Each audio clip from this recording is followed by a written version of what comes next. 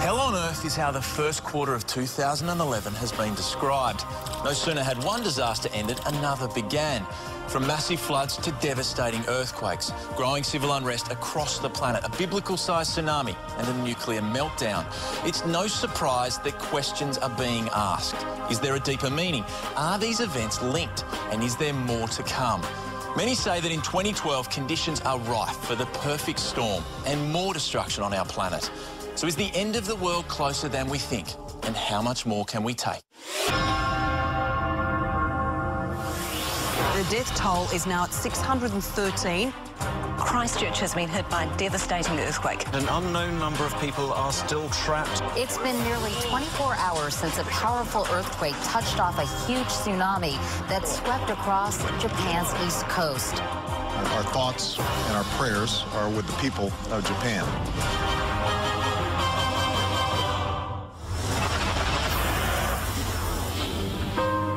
Summer of 2010-2011 will be remembered as our summer of sorrow.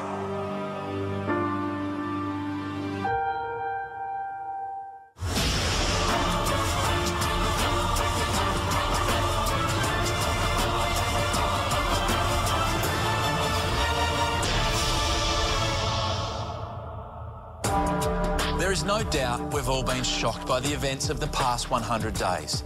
As humans, it's our nature to question. Are these events connected? Is this all just a terrible coincidence? Does science hold the answer? Or is this the beginning of the end, with December 2012 the final date? Tonight, we pose that question to the experts in astrophysics and seismology. We hear from authorities on religion and ancient mysticism, and we get some plain speaking from skeptics too. Is this panic for no good reason? Or should we be concerned? You decide. As planet Earth woke to the first day of 2011, residents of Argentina woke to a massive magnitude 7 earthquake.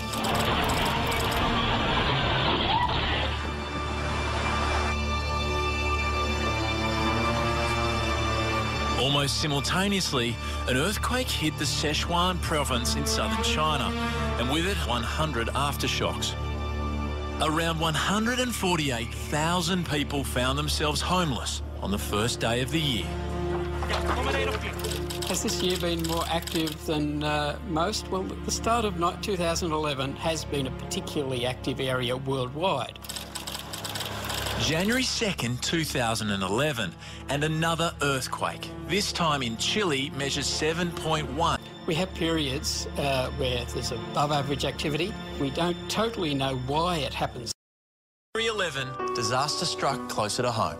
Queensland was experiencing the worst floods in living memory.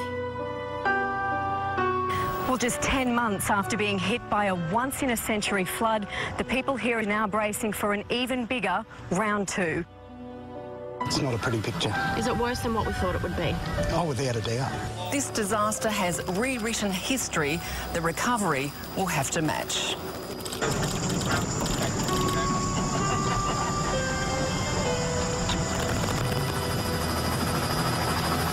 This is a disaster on an unprecedented scale, and it will require an unparalleled rebuilding effort. We have had floods before in Queensland, we've had cyclones before, but we've never had a disaster on the scale of this one. The first 3 months of this year have not been typical. There is no doubt that this year has been really tough. Well, look, the floods are obviously tragic. People died, lost a lot of property, and I'm upset about that. But in another way, I also see this as a return to the Australia that was wetter about 30 or 40 years ago. You've got to realise the world isn't as safe as we like to pretend it is. It's wild and much bigger than we are. Get used to it. A Category 5 cyclone Yasi smashed into North Queensland at midnight with wind gusts well over 200 kilometres an hour. There's no doubt that we've been king hit by these disasters. We have had clusters of disasters in the past, and we're having one now. Because it is so close to 2012, 2012 see this as a sign that the prophecies are coming true. The 2012ers based their prophecies on the ancient Mayan calendar, which began over 5,000 years ago. But on December 21st, 2012, it runs out. The Mayans made this amazing thousands of year long calendar, which eventually finished on December 21st, 2012. Did they say it was going to bring the end of the world? No, they didn't. But what they did predict with incredible accuracy was solar cycles. Now, 2012 just happens to be the peak of an 11-year solar cycle. The Maya and the Egyptians were able to calculate when the magnetic field of the sun will change. If you study then this theory, you find that a big solar event will happen. And here's where science and ancient mysticism kind of agree. 2012 we'll see the peak of activity in the sun's magnetic field. It will see the possibility of large-scale solar storms. They're caused by things called solar flares, and an X-class flare is the most intense, and we might see X-class flares next year. So the possible effects are changes in communications. It tends to be short-wave communications that are actually most at risk. NASA says any moment in time it can happen. And what NASA is saying is almost as bad as what I am saying. Because if the electric grid system goes down, 90% of all Americans, Europeans and Australians will die within 1 year. If you don't have any electricity and you don't have any food, there are no planes, there are no cars, and so on and so on. And it will be back to the Middle Ages then. And here's how Hollywood depicted that exact scenario. On February 15, a solar storm sent a massive solar flare, blasting to Earth at about 900 kilometres per second. And with it, electromagnetic storms, which totally jammed shortwave communication in China. There's an atmosphere of the sun, which is where we see these magnetic phenomena. And that is where these, what are called solar flares, which are essentially balls of gas. Sometimes they're twice, 3 times as big as the Earth. It's almost like a cosmic burp coming from the sun. In extreme cases, you can find a situation where power grids are overloaded, so all the switchgear trips out, and so you lose power. The last episode of that kind took place in 1989. It was in Quebec when 9 million customers lost their electricity because of a solar storm. So is this what the ancient texts are predicting? Something's going to happen in 2012. We don't think the world is going to explode or it's the end of everything at that point. But there is this feeling that we're approaching a very interesting time.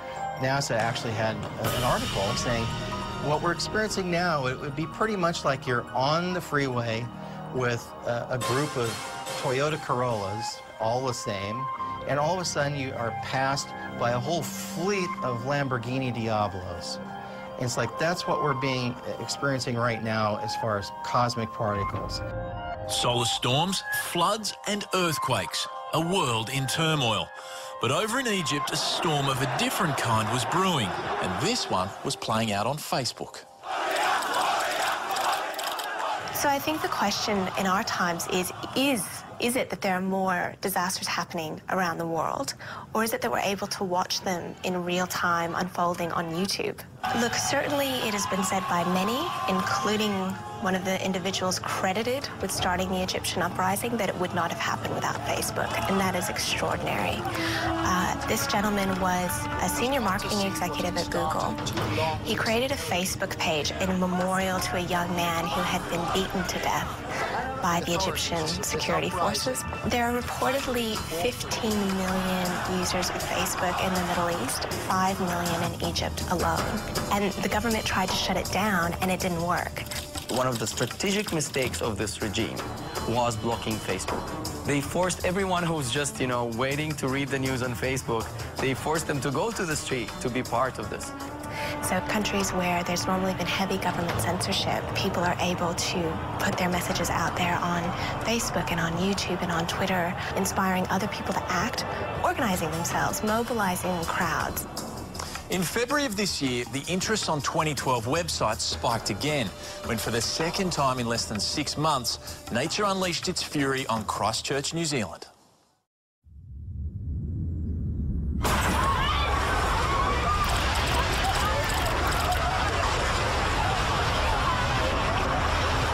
Christchurch has been hit by a devastating earthquake. 6.3 on the Richter scale. While we all watched in horror the images of Mother Nature at her worst, humanitarian organisations were quick to point out that this was society at its best. We have some people who were involved in Queensland, and then first of all the floods, and then the cyclone, and then involved in Victoria, and then were involved in the New Zealand earthquake. You feel as if you've lived 10 years in one, and the emotional impact on everybody, or any human being who cares, is very great indeed. It really has a huge impact.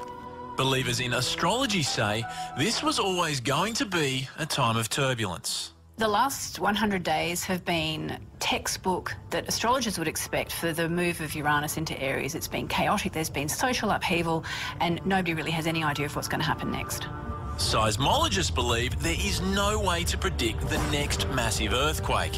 What they can offer is an educated guess. Earthquakes happen far more often on the plate boundaries, and earthquakes in anywhere on the plate boundaries, around the Pacific, wherever, are far more likely than elsewhere, and that's a pattern that's been recognised ever since earthquakes have been studied. We've got the Ring of Fire around the Pacific, which is the most active part around the world. About every 100,000 years, Melbourne or any other city will experience a very nasty earthquake comparable to the Christchurch or bigger. But we don't know where we are in the cycle. Still to come. You can be prepared or not, but you'll be the one begging if something bad happens. It is a life insurance policy. And an inexplicable connection between a prediction and an event. Just like Mubarak had said, Gaddafi will fall.